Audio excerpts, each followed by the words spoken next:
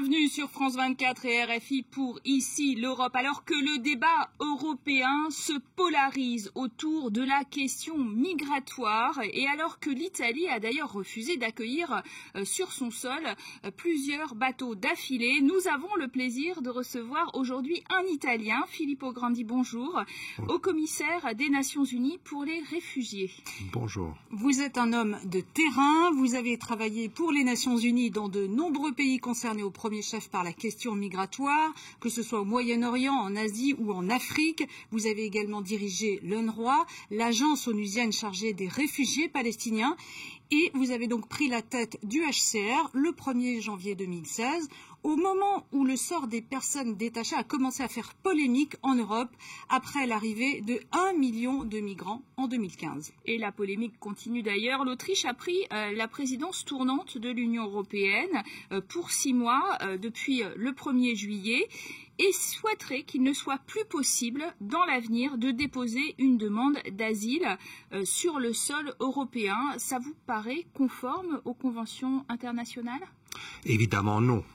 Donc il faut sauvegarder cette possibilité pour les gens qui en ont besoin de poser leur demande d'asile sur le sol de l'Union européenne. Et je pense que à ce sujet, nous avons quand même l'appui d'un certain nombre d'États membres de l'Union européenne, y compris la France.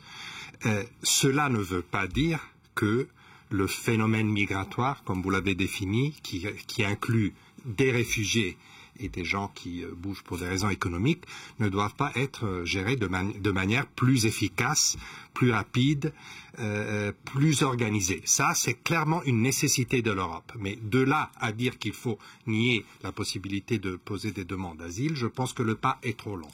Alors, ce sont les populistes arrivés en Italie, mais aussi qui participent au gouvernement en Autriche, les populistes en Europe de l'Est, qui ont contraint un peu les Européens à se replonger dans ce dossier migratoire et à trouver de nouvelles solutions. Et lors du dernier sommet, eh bien, l'Europe des 28 a failli exploser sur la question. Finalement, ils ont trouvé un accord de principe sur des projets assez vagues. On parle notamment de centres fermés, contrôlés sur le sol européen pour trier les arrivants. Est-ce que ça peut être une des solutions ou est-ce qu'il faut d'abord tout changer dans la politique migratoire ? Je pense que pour ce qui est du débarquement des gens qui arrivent par bateau à travers la Méditerranée, surtout c'est le flux le plus important. Et permettez-moi de le dire, c'est un flux qui était très important en 2015, 2016, comme vous l'avez évoqué. C'est un flux qui est plus que gérable. On a 40 000 personnes qui ont traversé, 45 000 personnes qui ont traversé, c'est 6 fois moins qu'en 2017 et c'est je ne sais pas combien de fois moins qu'en 2016. Donc c'est le moment en fait de regarder comment on organise cet accueil. Centre fermé quand même sur le sol européen. Cette attention est importante. Alors, je pense qu'il est aussi question d'organiser l'accueil à travers des centres. Alors, vous savez, notre position est très claire. Il ne faut pas mettre en prison des demandeurs d'asile. Demander l'asile n'est pas un crime. Mais c'est vrai que dans notre position juridique, si vous voulez, on dit, bien sûr, les États ont le droit de faire un tri, de faire des vérifications de ces personnes. Pendant une période, cela peut se faire dans des centres où il y a un certain contrôle, mais ça ne doit pas être prolongé et surtout, ça ne doit pas toucher les demandeurs d'asile. C'est la grande idée d'Emmanuel Macron, en fait, qui veut néanmoins qu'il ne veut pas de centre sur le sol français de ce type. Alors, en gros, on est d'accord sur la base du volontariat et puis personne ne signe pour ces centres. C'est un peu paradoxal, non ? Oui, ça a été le problème de l'Europe depuis le début de cette... moi, je n'aime pas l'appeler une crise, depuis le début de ce phénomène d'arrivée massive. C'est que ce phénomène ne peut qu'être géré que de façon solidaire, de façon partagée. Ça ne peut pas être un État ou l'autre. Nous l'avons vu avec l'Allemagne en 2015, nous l'avons vu avec la Grèce en 2016, avec l'Italie en 2017. Donc, qui sera le prochain ? il ne peut que être partagé. Donc la décision de comment le partager et qui partage n'est pas une décision des Nations Unies, c'est une décision des États, mais il faut que ça soit fait de cette manière. Alors justement, on a aujourd'hui des États qui ne veulent plus rien partager, notamment le ministre allemand de l'Intérieur, Horst Seehofer, qui veut renvoyer les migrants vers les pays où ils sont entrés. Ça fait partie des choses qui ont été abordées lors de ce sommet, c'est-à-dire qu'il demande une application stricte de ce qu'on appelle le règlement de Dublin. En fait, on s'aperçoit que c'est un véritable casse-tête. Le règlement de Dublin avait été établi, avait été dessiné dans un moment historique complètement différent. Il y avait très peu de gens qui arrivaient en Europe de la manière dont ils arrivent maintenant, et donc c'était plutôt justifié de dire pour qu'ils n'aillent pas choisir trop facilement le pays où ils vont aller, ils doivent demander l'asile là où ils arrivent. Ça, c'était le principe de Dublin. C'est un principe qui n'est plus gérable dans une situation d'arrivée massive. Donc, il faut le réformer. Et ça appartient à un autre processus qui est la réforme du droit d'asile en Europe. Un processus qu'on a un petit peu oublié, mais qui est très urgent et sur lequel on n'a pas fait beaucoup d'avancées. L'Italie, en l'occurrence votre pays, est complètement contre l'idée de à nouveau se voir rabattre les gens et s'en tenir à ce règlement de Dublin, qui est absurde. Bien sûr, l'Italie, la Grèce, peut-être dans un futur l'Espagne, pas encore, sont les pays qui sont un peu sur la ligne de front. C'est là où les gens arrivent. Et donc, ils sont particulièrement pénalisés par cette approche de Dublin. Et je pense que je ne suis pas d'accord avec la clôture des ports, avec tout ce qu'on a dit plus que fait, mais je pense que c'est justifié de dire de la part des pays qui ont le plus d'arrivées, il faut partager davantage. Alors, nous partons en direction de votre pays, l'Italie, avec l'arrivée au pouvoir en mars dernier d'un gouvernement 5 étoiles, la Ligue, qui a changé la donne migratoire. Plusieurs bateaux de secours en Méditerranée se sont vus refuser l'accostage sur les côtes italiennes. Certaines organisations catholiques, comme la communauté Sant'Egidio, préconisent des manières légales et humaines de traiter plusieurs demandeurs d'asile avec des passeports humanitaires. Reportage tout de suite de Natalia Mendoza. Arrivés à l'aéroport de Rome après une nuit de vol, leur joie est visible. Je suis tellement heureux. Je remercie Dieu et tous ceux qui ont aidé pour nous sauver et pour qu'on puisse arriver jusqu'ici. Merci. Pour Suleiman, comme pour les 138 autres réfugiés tout juste arrivés en Italie, c'est la fin d'un long périple. Une aventure qui a commencé il y a plusieurs mois en Afrique. Dans ce camp, au nord de l'Éthiopie, vivent des milliers de réfugiés qui ont fui la dictature en Érythrée. La plupart d'entre eux partagent un même rêve, atteindre l'Europe. Ces opérateurs humanitaires sont porteurs d'une bonne nouvelle. Ils informent cette famille que d'ici quelques semaines, elle sera accueillie en Italie. Il faudra que vous partiez d'ici et que vous commenciez une nouvelle vie. Et vous serez accueillis par les communautés en Italie. Daniele Albanese est un des coordinateurs du projet. Il est membre de l'une des 3 ONG catholiques qui organisent ces corridors humanitaires. Cela veut dire qu'ils ne seront pas victimes de trafic. Ils n'entreront pas clandestinement en passant par le désert et la mer où ils risquent leur vie. Au lieu de cela, ils voyageront par avion. Yamina est visiblement soulagée. Je remercie l'Italie de nous accueillir. Nous sommes arrivés ici sans avoir à prendre des risques et cela nous a sauvés. Ce projet de corridor humanitaire est entièrement financé par la conférence épiscopale italienne. Son succès dépend des visas accordés par le gouvernement populiste italien. Le couloir humanitaire, c'est une voie légale parfaite qui réalise aussi la sécurité de qui voyage et de qui accueille, du pays et des gens qui accueillent. Et donc nous proposons à toute l'Europe d'élargir ce modèle. Depuis l'instauration de ces couloirs humanitaires il y a 2 ans, 1600 réfugiés ont atterri en Italie. Alors on le voit dans ce reportage, Monsieur Grandi, ça ne concerne qu'une poignée de réfugiés. Est-ce que le modèle peut être élargi? Est-ce que c'est une solution d'avenir? Tout à fait. Ça ne va jamais concerner tous les réfugiés, mais ça peut certainement, par exemple, bénéficier les plus vulnérables, parce qu'on a la possibilité de choisir entre les communautés réfugiées qui se trouvent en Afrique ou au Moyen-Orient ou en Asie, les gens qui vraiment ont besoin d'une situation plus stable et les transférer. Vous savez, ça c'est pas entièrement nouveau. On fait ce programme qui s'appelle réinstallation depuis des décennies. On l'a fait beaucoup en France. N'oubliez pas les boat people, les Vietnamiens, etc.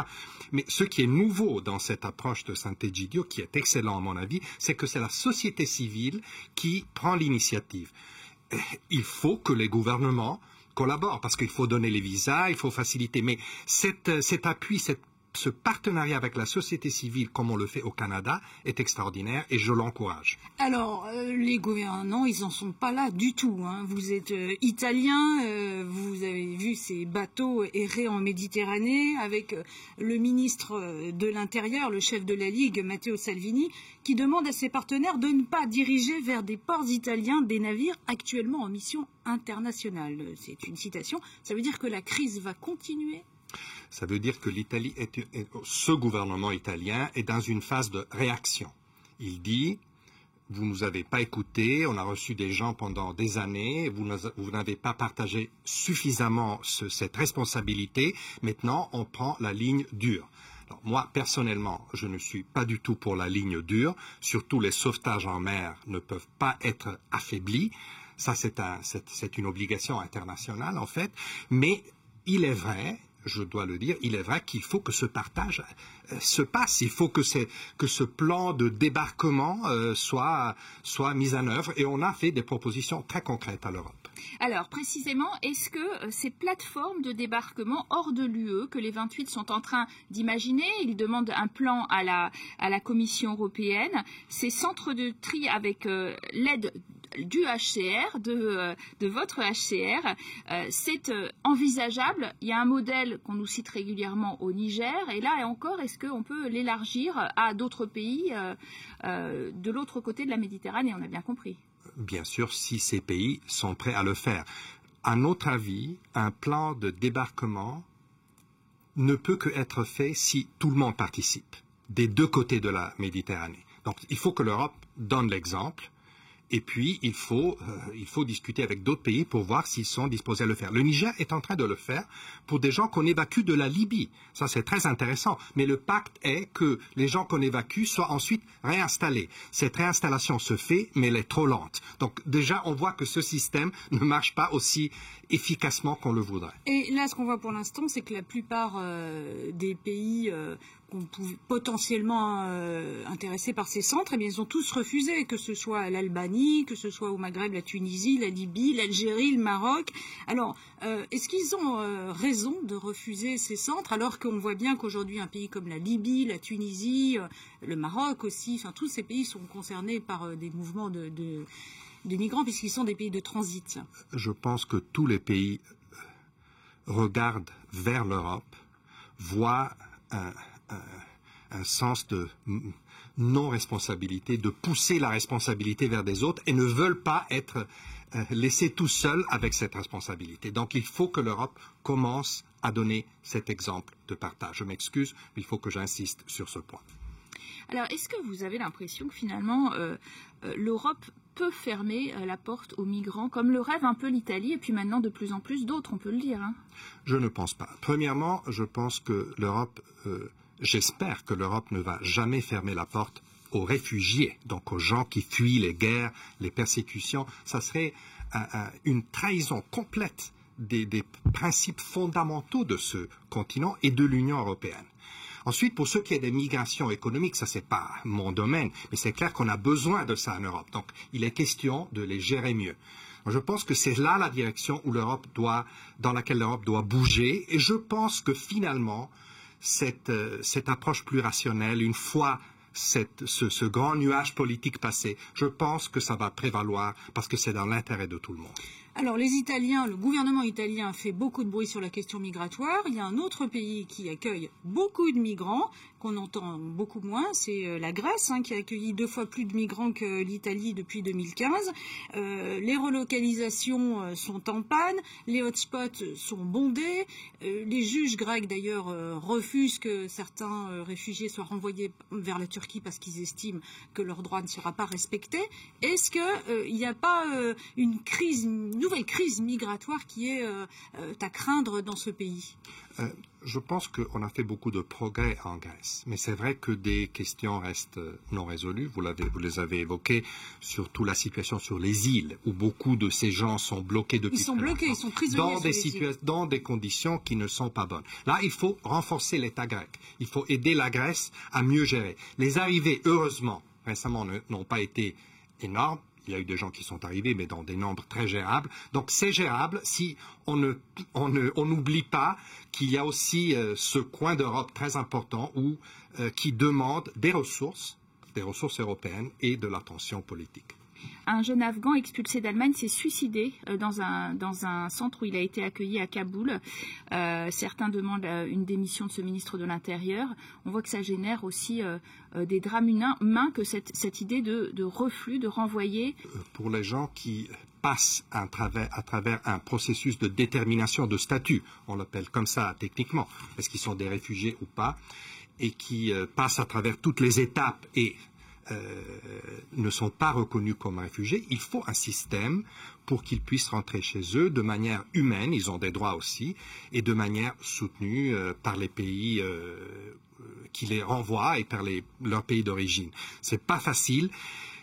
À mon avis, ce cas indique surtout une chose, qu'il ne faut pas oublier qu'au-delà de tous ces chiffres, de tous ces débats politiques, il s'agit de personnes, avec des drames humains derrière eux qui sont parfois terribles, qui sont aigus. Et donc, il ne faut pas oublier cette dimension humaine. Si on oublie cette dimension humaine, on ne va pas prendre des bonnes décisions par rapport à toutes ces populations en détresse. Merci Filippo Grandi d'avoir été notre invité aujourd'hui. Merci à tous de votre fidélité. Tout de suite, votre rendez-vous avec l'actualité sur France 24 ou bien sur Radio France Internationale. À très bientôt à tous.